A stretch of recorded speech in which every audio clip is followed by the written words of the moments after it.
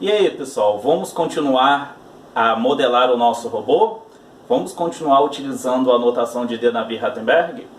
Bem, aqui eu tenho o meu robozinho inicial, ele possui 1, 2, 3 graus de liberdade. Nós temos aqui uma junta do tipo torsional na nossa base, nós temos aqui uma junta rotativa e nós temos aqui uma junta prismática, ou uma junta linear, ok? Nós sabemos que o primeiro passo seria atribuir os eixos nas juntas, ok? E, novamente, só para fazer a observação, nós sabemos que o primeiro eixo a ser atribuído é o eixo Z, que terá, né, a mesma direção que o eixo de rotação, se for uma junta do tipo rotativa, ou mesmo eixo de deslocamento, se for uma junta linear, ok? Então nós temos aqui, ó, como padrão, eu sempre vou utilizar este eixo aqui, esta referência de coordenadas, ok? Com a bolinha aqui tendendo para o vermelho, ok? Que na verdade é cor de abóbora. Eu vou utilizar essa sempre como atual, e essa daqui, da bolinha branca, eu vou utilizar como a referência posterior, ok? Então nós temos aqui, ó, se eu tenho aqui uma junta do tipo torsional, o eixo de rotação está na vertical para cima, ok? E aí eu sei que o eixo X dessa junta, eu ficarei livre para atribuir. Então eu coloquei aqui, ó, eixo Z, eixo X e o eixo Y, né, desta junta entrando no plano.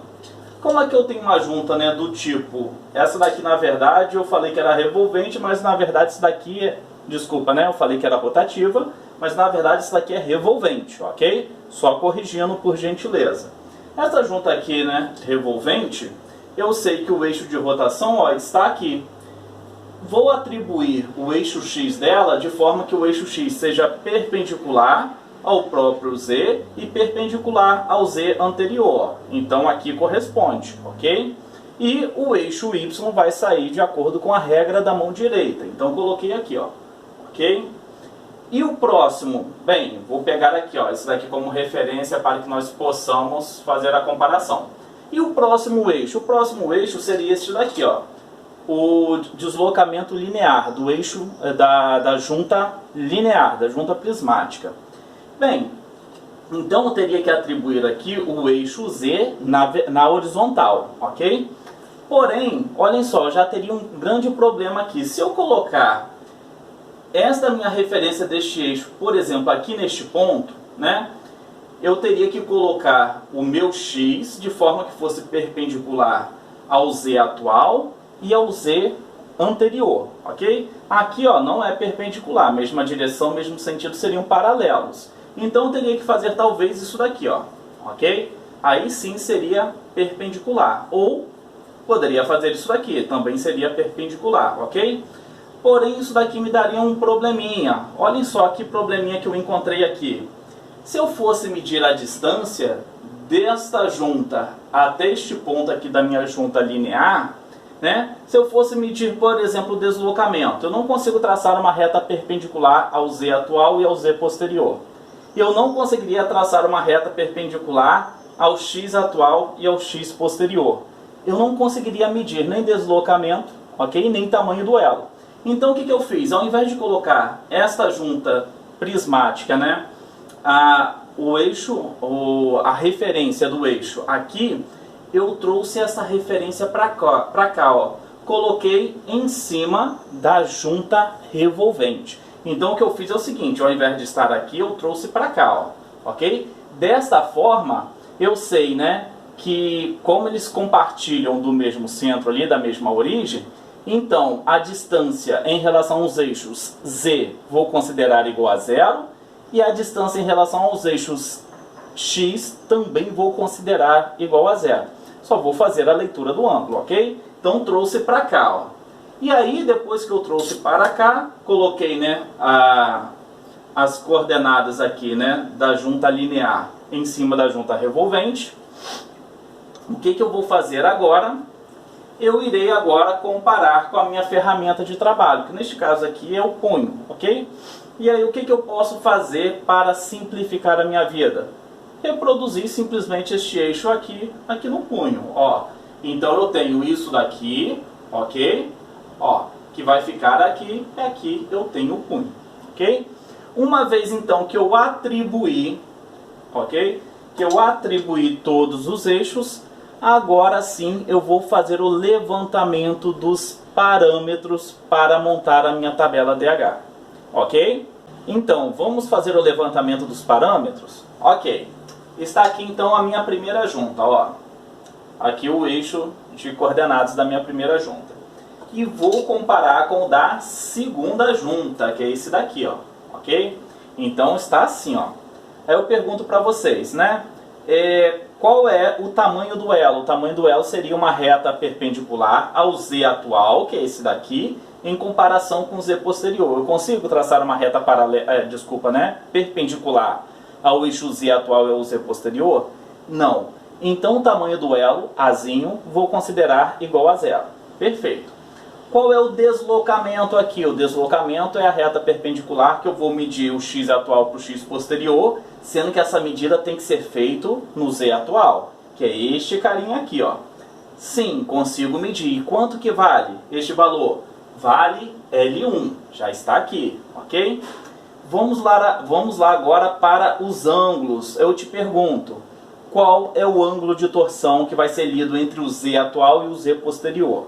Se ficar difícil aí para vocês, ó, vou apontar o eixo X para vocês. É muito importante, ó, o eixo X da junta atual tem que estar apontada para os olhos de vocês, para que vocês consigam fazer a leitura no sentido correto. Aí eu pergunto para vocês, qual é o valor angular? O valor angular sai sempre, né, do X atual para o X posterior. Então o ângulo seria esse daqui, ó, 90 graus, concordam comigo?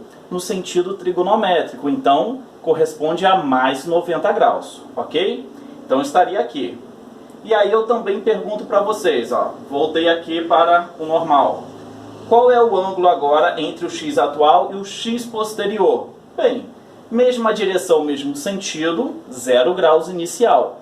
Porém, se eu provocar um movimento em θ1, este eixo de referência aqui, ó, vai variar, né? Ele vai mudar, né? Vai provocar aqui uma movimentação. Só lembrando para vocês que se eu aplicar aqui uma rotação em θ1, esta junta aqui ela vai se movimentar. Quando ela se movimenta, movimenta também o eixo de coordenadas. Então o ângulo aqui de rotação é o próprio θ1, ok? Então, vamos para a nossa tabelinha, ó. 0,90 L1 e é o próprio θ1. O valor inicial dele era 0, né? E a nossa variável nessa primeira linha é o próprio θ1. Então, vamos analisar agora a junta revolvente em comparação com a junta linear. Então, está aqui agora, ó, minha junta revolvente com a junta linear. Está aqui, ó. Sendo que elas se encontram, ó, no mesmo ponto de referência, ok? Isso facilita muito para a gente. Qual é o deslocamento, né? O tamanho do elo. Qual é o tamanho do elo? Vou medir entre o Z atual, desculpem, né? Este é o Z atual e o Z posterior. Consigo traçar uma reta perpendicular a esses dois eixos? Não. Então é zero. Azinho corresponde a zero. Consigo traçar uma reta que seja perpendicular ao X atual e ao X posterior? Também não. Então o deslocamento vai ser zero. Fica aqui agora o que? Fazer a leitura do ângulo de torção e do ângulo de rotação, ok? Então, qual é o ângulo de torção? O ângulo de torção é o ângulo entre o Z atual e o Z posterior, ok?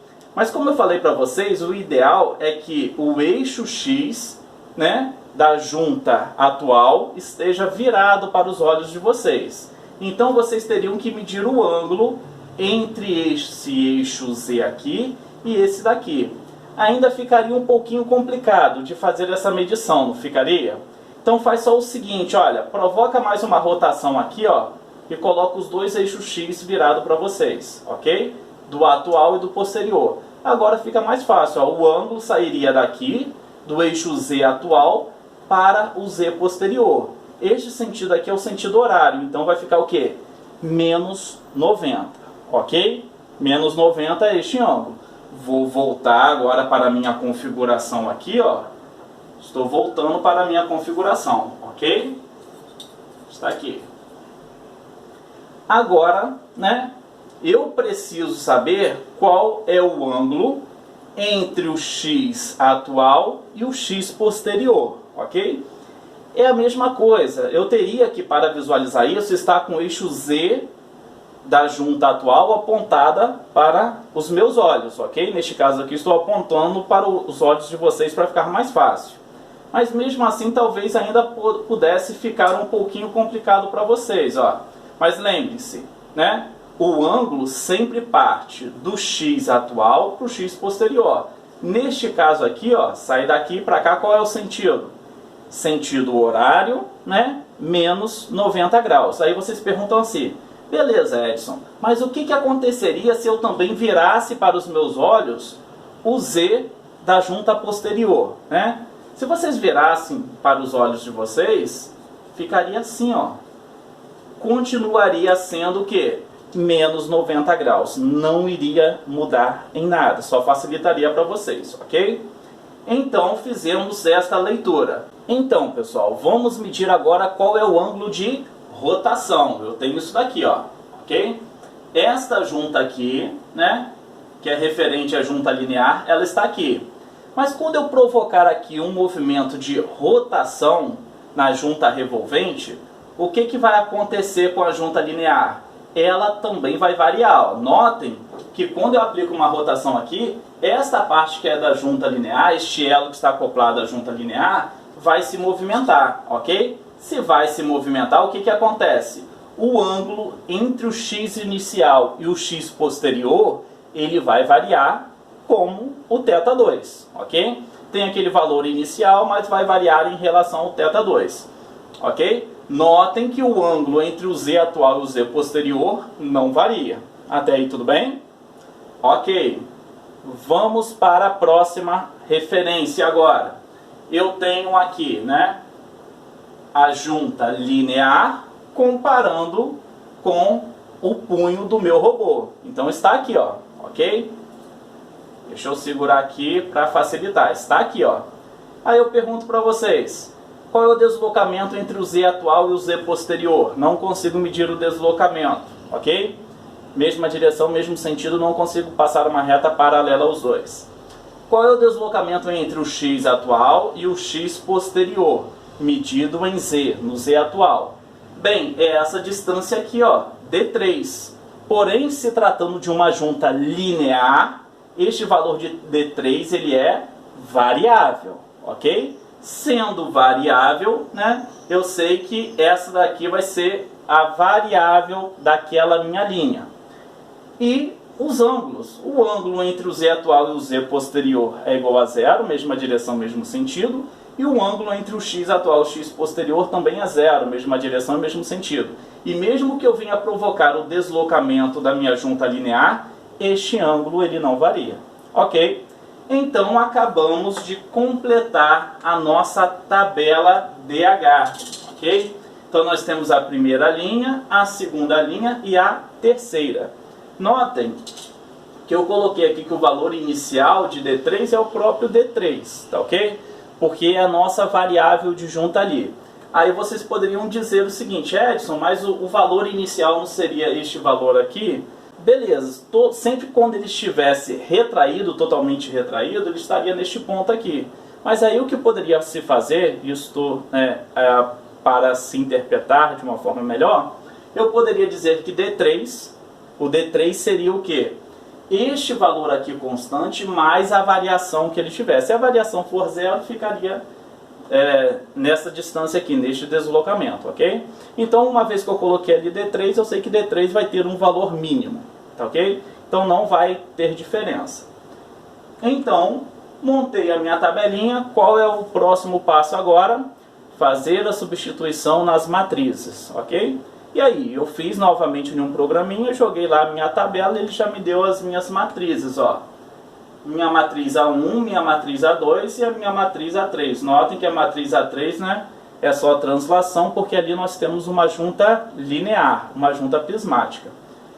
E fazendo a multiplicação de A1, A2 e A3, nós chegaremos nesta matriz final.